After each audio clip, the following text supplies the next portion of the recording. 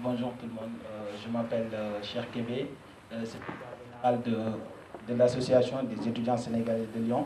Bon, moi je vais un peu parler pour les étudiants, parce que d'après ce que j'ai entendu, quand on parle des étudiants, à chaque fois on parle de changement de statut. Mais quand on change de statut, on n'est plus étudiant. Ça veut dire qu'on est sorti de ce cadre. Et quand on parle des étudiants, la plupart du temps, on parle de repartement des corps et tout.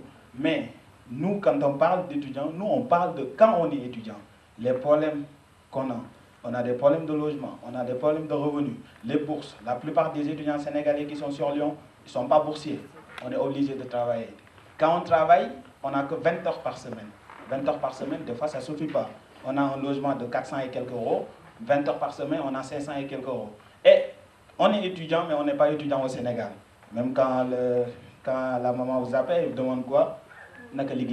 Donc ça veut dire qu'on est étudiant, mais on n'est pas étudiant. Donc, à chaque fois, on n'a aucun droit.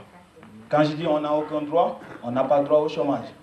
Vous allez nous dire non parce que vous n'êtes pas travailleur. Bah si, on est travailleur. Puisqu'on travaille 20 heures par semaine, on n'a pas de bourse. On n'a pas trouvé des revenus pour nous, mais quand on travaille, après c'est fini. On travaille, c'est bon, on n'a pas de chômage. Deuxièmement, pour les papiers administratifs, je fais une formation de sécurité, on me demande 3 bulletins de casier judiciaire.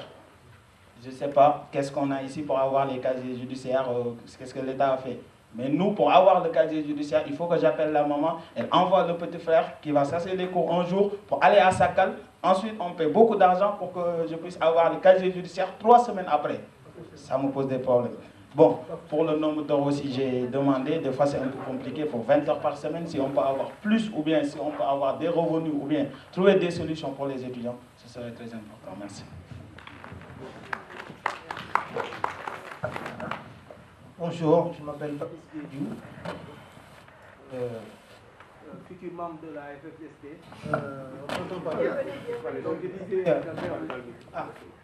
Futur membre de la FFST, donc je postule déjà.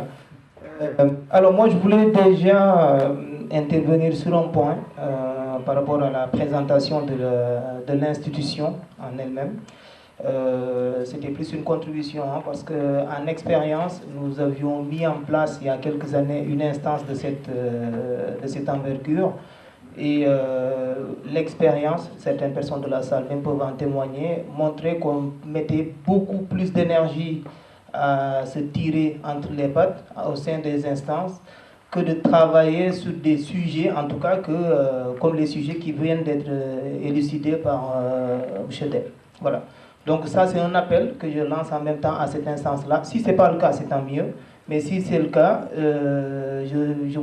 en tout cas, je vous invite, je vous suggère, en tout cas, de faire le maximum pour que les chamailles entrent à l'intérieur. En tout cas, nous, on l'avait vécu avec un collectif qui s'appelait Galdi, où on avait des réunions de 6 heures, mais on se rendait compte qu'on passait 5 heures de temps à se chamailler, avec des idées qui parfois n'avaient aucun sens si on les analysait au fond, et qu'on passait 1 heure à faire un travail qui va là. Ce qui faisait que quand j'ai lu, on va dire, ce mémorandum de 2012, je me dis peut-être depuis 2012 à 2015, il y a eu certainement d'autres travaux qui peut-être sont en cours de route ou pas, mais en tout cas, si c'est le cas, je vous invite vraiment à mettre l'accent sur ce qui vous a réuni initialement. Donc ça, c'est un premier point. Au niveau de la diaspora, voilà, s'il y avait une possibilité de nous éclairer un peu cela, ce serait pas mal. Merci beaucoup. Allez, une ou deux questions pour finir, en sachant que les questions qui sont posées concernent bien évidemment les femmes, et jusque-là, nous n'avons pas eu de questions de femmes. Bon, je viens vers vous. Bonsoir, je m'appelle Ibrahim Aka et je suis le président de l'association des étudiants et stagiaires sénégalais de Grenoble. D'abord, je voudrais commencer par remercier M. Dem pour la clairvoyance qu'il a eue sur l'analyse qu'il fait de la situation des étudiants. Le constat qui est de dire qu'actuellement, il y a ce que j'appellerais une rupture entre les étudiants et les professionnels sénégalais de la diaspora. C'est un constat qui est réel, mais pour moi, en fait, la rupture, elle est plus existante entre les étudiants et les autorités ou ceux qui nous représentent, en fait, du point de vue institutionnel. Donc, c'est une interpellation par rapport au vice-consul et à M. le consul, parce que les occasions d'échanger avec eux sont rare, voire inexistante. Et je compléterai aussi l'intervention de mon camarade qui est relatif aux difficultés auxquelles nous sommes confrontés. En réalité, quand on est étudiant, on a beaucoup de problèmes par rapport au logement, par rapport à la bourse, etc. Mais vous savez aussi que les étudiants sénégalais, ils arrivent à se débrouiller. Le principal point de blocage ou le problème le plus critique, c'est souvent les étudiants qui viennent d'arriver, qui viennent du Sénégal. De manière assez bizarre, en fait, quand ils entament leur démarche, ils pensent en premier lieu à interpeller les associations étudiantes. Ce qui fait que nous, à notre niveau, on a tout le temps, en chaque début d'année, plein d'étudiants sénégalais qui nous contactent du Sénégal en pensant que nous avons les moyens de les aider, en pensant que nous avons de l'argent pour leur trouver un logement, pour gérer leurs dépenses quand ils viennent d'arriver, alors que nous, on est dans ces difficultés que vous connaissez et que vous avez énumérées tout à l'heure. Donc, la question qui se pose, c'est de savoir est-ce qu'il existe réellement des mécanismes d'aide par rapport à ces étudiants qui viennent d'arriver, et pourquoi en fait il y a ce problème de communication qui fait que nous, au niveau des associations étudiantes, si ces mécanismes d'aide existent, on n'est pas informé de leur existence et on ne sait pas comment en fait faire ou quelle démarche entamer pour pouvoir assister ces étudiants-là et leur faire ces mécanismes-là. Merci. Merci, je pense qu'on peut vous passer la parole pour répondre aux questions. Mais nous avons la chance cet après-midi d'avoir donc M. le Consul général et M. le Vice-Consul pour répondre justement aux questions posées par les étudiants. Mais je pense que c'est l'occasion aussi pour notre chancellerie que de pouvoir très rapidement peut-être redire, ou en tout cas, sinon informer sur ce que sont les périmètres de compétences justement de notre administration. Juste une dernière question. Oui, donc bonsoir. Ce n'est vraiment pas une question, c'est plutôt une contribution. Je m'appelle Cheikh Tidiane. Je représente l'association des ressortissants du Waalo, je préfère celle-là. Sinon, je suis le secrétaire permanent effectivement de la Fédération des Sénégalais de la diaspora. Et donc, je voudrais intervenir sur 3 points. Le premier, c'est des réponses par rapport aux problématiques qui sont posées. La première, c'est l'expérience dont vous faites cas au niveau international en ce qui concerne le travail en réseau des Sénégalais. Comprenez bien que nous sommes en France un comité régional, mais il existe au niveau international, dans différents pays, les mêmes types de comités qui travaillent dans les mêmes problématiques. Et nous échangeons au niveau du conseil d'administration. C'est vrai, ce n'est pas évident de réunir des Sénégalais, travailler au niveau international par téléphone, mais nous réussissons quand même à avancer, ce qui explique la présence aujourd'hui de cette situation. Il est évident que l'expérience dont vous faites part, j'en ai connaissance et effectivement, on essaie de les éviter. Ça, c'est la première réponse. Et vous êtes vraiment la bienvenue. J'en profite pour dire que ce qui nous réunit aujourd'hui, c'est pouvoir contribuer à aller plus loin, c'est-à-dire recenser, inventorier toutes les problématiques sociales touchant toutes les couches concernées, à savoir les étudiants, les retraités, les femmes ont des droits aussi. Et il faut l'intégrer, s'il vous plaît. Et donc derrière, l'objectif étant simplement de réunir un cahier de doléances pour l'ensemble des pays composant la FSD et pouvoir, sur la table, demander une négociation pays par pays aux autorités. Voilà la problématique de la FSD. Alors, le troisième point, c'est principalement les étudiants concernant l'accompagnement. La démarche de la FSD France, c'est à terme de pouvoir aussi mettre en place ce que nous appellerons une plus ou moins future maison du Sénégal, qui permettrait d'accompagner les étudiants, non pas en se substituant aux autorités, mais surtout en essayant d'aider simplement à l'accompagnement en termes de bienvenue, en termes d'insertion, en termes d'aide en ce qui concerne les accès, etc., en tenant compte des expériences des uns et des autres. Je vous remercie. Merci. Très rapidement, M. Del, pour répondre certainement à la question liée, aux retraites, sur des choses, 2, un éclaircissement amené concernant justement la 15e région, et ce sera l'occasion peut-être pour M. le Consul général et M. le Consul général adjoint de répondre justement aux étudiants qui les ont interpellés, il me semble, sur deux points bien précis, pour lesquels il n'y aura peut-être pas forcément des réponses toutes faites aujourd'hui, mais au moins resituer le périmètre justement de compétences que sont les vôtres. Merci. Très bien. On se donne 10 minutes pour les réponses. Merci. Voilà.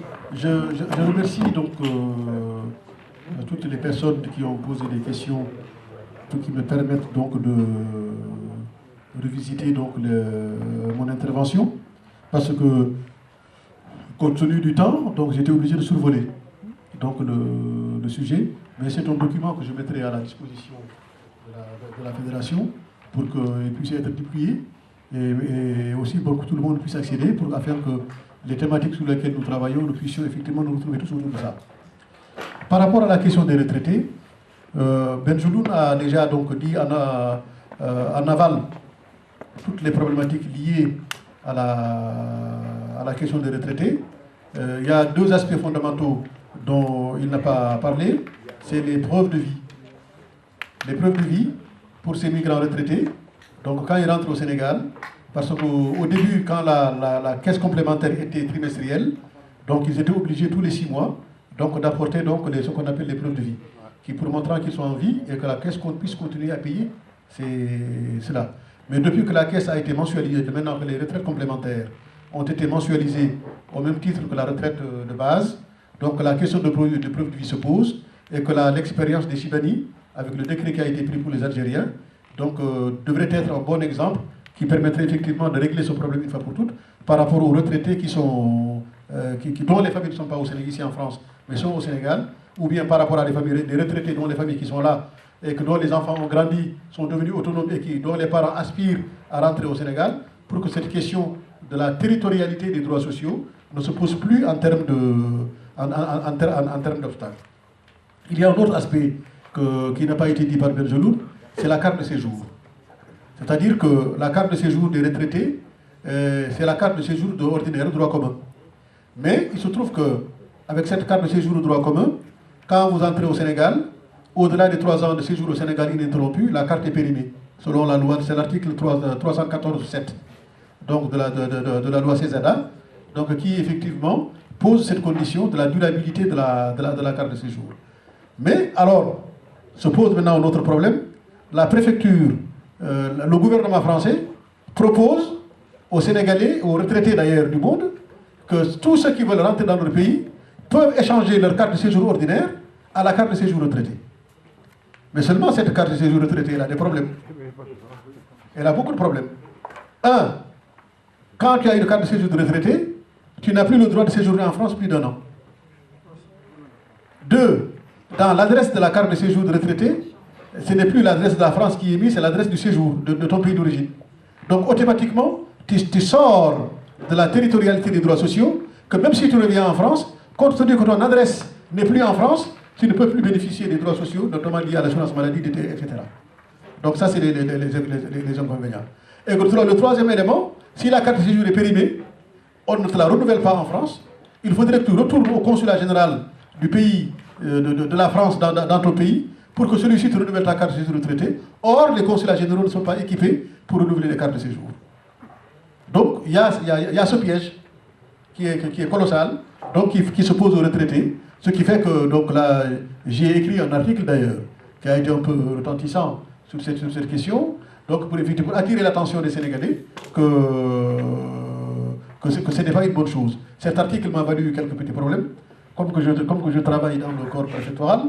Mon patron n'a pas du tout aimé mon article, en disant que je mettais à nu les préfectures au détriment, alors que j'avais une obligation de réserve. Voilà. Vous avez posé la question de la dépendance. Effectivement, se pose la question de la dépendance, parce que se posera en France quand les migrants ne rentrent pas. Tout à la fois pour ceux qui sont restés ici avec leur famille ou ceux qui ne restent pas avec leur famille, se pose la question de la dépendance à double titre. La question de la dépendance quand ils restent en famille, mais aussi la question de dépendance quand ils rentrent au Sénégal, tout en continuant à percevoir le droit de retraite au niveau du Sénégal. Donc là, il y a un champ de négociation important entre la France et le Sénégal en matière donc de prise en charge de cette dépendance-là. Parce que quand ils vieillissent au Sénégal, et qu'il n'y a pas de réciprocité de droit en matière d'assurance maladie entre la France et le Sénégal, se pose la question de prise en charge des soins, même s'il y a le plan Sésame, même s'il y a le nouveau dispositif que le président Macky Sall va mettre en place. Il y a un droit fondamental qui est celui du retraité en France, qui peut bénéficier d'un certain nombre de droits. Il suffit de négocier avec la partie adverse pour qu'il y ait donc cette réciprocité en matière d'assurance maladie qui réglera le problème. Pour la 15e région, c'est le président Macky Sall qui avait proposé, quand il était candidat à la présidence de la République, donc de créer la 15e région, de telle sorte qu'à créer un cadre institutionnel pour la diaspora et qu'elle puisse à ce titre participer activement dans l'animation des institutions de la République. Dans la 15e région, quand nous sommes alliés, parce que je suis un allié politique du président Macky Sall, donc quand nous sommes alliés, compte tenu des connaissances que j'avais sur le sujet, il m'avait demandé donc de lui faire une note de faisabilité de cette 15e région. Donc je lui ai donné, donc en main propre, quand nous nous sommes vus à Dakar lors de la campagne électorale, parce qu'on l'a fait ensemble au niveau du Sénégal. Donc il était question qu'on puisse monter cette 15e région. Mais bon, les contingences institutionnelles au niveau du Sénégal qui supposaient la réforme des institutions, et politiques, qui supposaient la réforme des institutions, donc n'a pas permis cela. J'espère qu'avec l'acte 3 de la décentralisation approfondie, avec le nouveau référendum qu'il mettra en place sur la réforme des institutions, que sera pris en compte cette dimension qui permettrait effectivement de créer un espace institutionnel pour la diaspora, à partir duquel le Conseil supérieur des Sénégalais de l'étranger, plus maintenant un cadre dont j'ai parlé tout à l'heure, c'est-à-dire qu'on crée une collectivité publique extraterritoriale dont le Conseil supérieur des Sénégalais, qui soit l'équivalent du Conseil départemental, soit là l'organe politique qui permettra effectivement à la diaspora de créer un cadre institutionnel l'amenant à participer aux institutions de la République. Pour les communes aujourd'hui peuvent désigner un conseiller municipal associé. Comme à l'époque, il y avait un conseiller régional associé. C'est-à-dire que ce conseil régional peut résider en France et que le président du conseil régional le désigne comme un conseil régional associé. Donc moi je dis que, plus important que cela, compte tenu du poids important que la diaspora a dans nos différentes communes, dans nos différents villages, donc laisser au bon plaisir du maire ou au bon plaisir du président du conseil départemental de choisir celui qu'il voudrait, donc ne réglerait pas le problème, alors que dans la campagne électorale, dans la mise en place des listes municipales ou des listes départementales, on peut bien intégrer donc, les éléments de la diaspora, compte tenu de leur participation dans le développement de leur village et de leur région ou de leur département, pour que ces membres de la diaspora élus au sein du conseil départemental ou au conseil municipal puissent être les relais naturels de ces conseils départementaux et communaux, donc à l'échelle de la France ou à l'échelle de l'Europe, dans la vulgarisation des mécanismes d'organisation de solidarité internationale et de coopération décentralisée.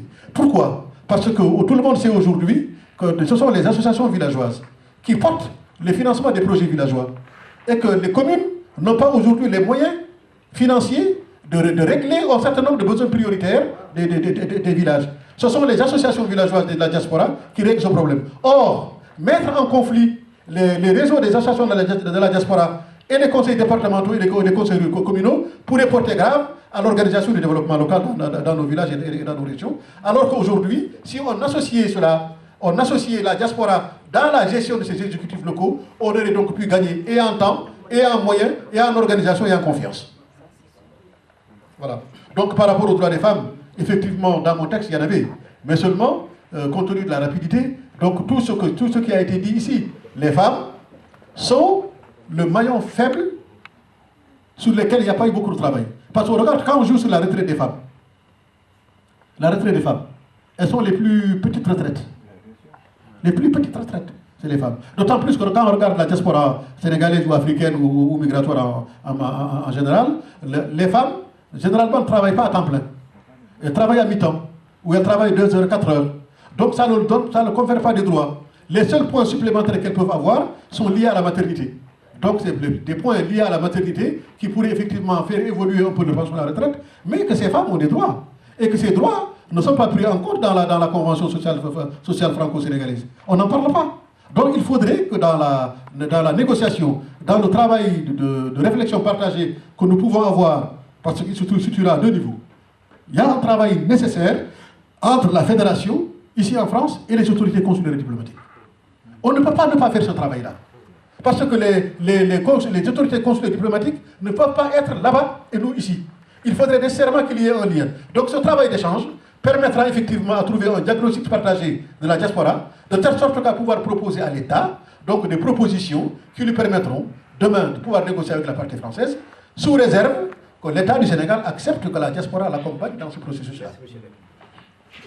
C'est l'occasion donc de donner la parole à M. le Consul général et à M. le Vice-Consul général, justement pour répondre non seulement à ces questions qui sont plurielles, à la fois sur la question du champ nécessaire de travailler ensemble, mais aussi pour répondre aux étudiants. Et puis comme le deuxième thème vous intéresse, la transition sera toute faite. Mais si vous l'acceptez bien, M. Dem, on avait parlé tout à l'heure de deux enjeux. Il y a un troisième enjeu dans ce que vous dites qui est absolument fondamental, c'est l'enjeu de la formation sur la question même du droit des étrangers. Merci. Merci. Je remercie tout le monde, tous les frères et sœurs qui sont déplacés pour venir travailler dans cette thématique qui est centrale et véritablement qui véhicule notre existence au niveau de la diaspora. Je remercie l'expert Dem de son exposé qui est brillant. Voilà, donc je pense que maintenant, l'État du Sénégal a essayé de tout faire pour essayer de trouver une transition entre la France et le Sénégal en passant par les gens de la diaspora. Parce qu'il est très difficile dans le passé, et quand vous partez dans les réunions, dans les commissions paritaires mixtes entre le Sénégal et la France, vous allez entendre toujours un mot qui va revenir, la réciprocité. Dans cette réciprocité, ce sont les Français qui croient qu'ils sont mal en point par rapport au Sénégal, que les Français, que les Sénégalais en France sont bien traités, contrairement aux Français qui résident au Sénégal. Cela est dû que dans le passé, à chaque instant qu'il y avait une commission paritaire mixte entre la France et le Sénégal, c'était des diplomates de carrière qui n'avaient jamais vécu généralement en Europe, qui allaient faire les négociations. Maintenant, ce qui se passe dans la presque totalité des consulats, ceux qui les dirigent sont de la diaspora. J'ai beaucoup travaillé dans la thématique migration et développement au niveau de la Belgique, de telle sorte que presque tous les problèmes élucidés ici sont des problèmes que nous avons connus et que je porte moi-même. Voilà. Donc la dernière réunion de commission paritaire mixte entre le Sénégal et la France, nous avons travaillé pendant 3 jours. 3 jours chaque jour de 9h jusqu'à 1h du matin. Le dernier jour, il ne restait que l'ambassadeur Thiam, qui était le chef de délégation de la France, du Sénégal, et moi-même. Parce qu'il y avait des problèmes de la thématique qu'il voyait, que je comprenais mieux que les diplomates de carrière. Bon, une fois, j'ai eu à lire un texte de M. Benjeloun. Alors, j'ai essayé de vous saisir parce que je vous voyais dans votre texte. Et il était question pour moi, j'ai déjà même gardé votre adresse, de vous convoquer un jour ou de me déplacer pour qu'on puisse travailler, parce que le 29 prochain, le 29 janvier, ce sera encore la deuxième réunion paritaire mixte entre la France et le Sénégal, donc où on va parler de nos droits. Et c'est le lieu véritablement pour nous défendre, parce que ce sont les mêmes problèmes que nous vivons. Même quand je suis venu en France, les diplomates qui sont sénégalais qui sont en France sont très mal lotis par rapport aux diplomates qui se trouvent en Belgique ou ailleurs. Par exemple, les droits médicaux que vous avez, nous ne les avons pas.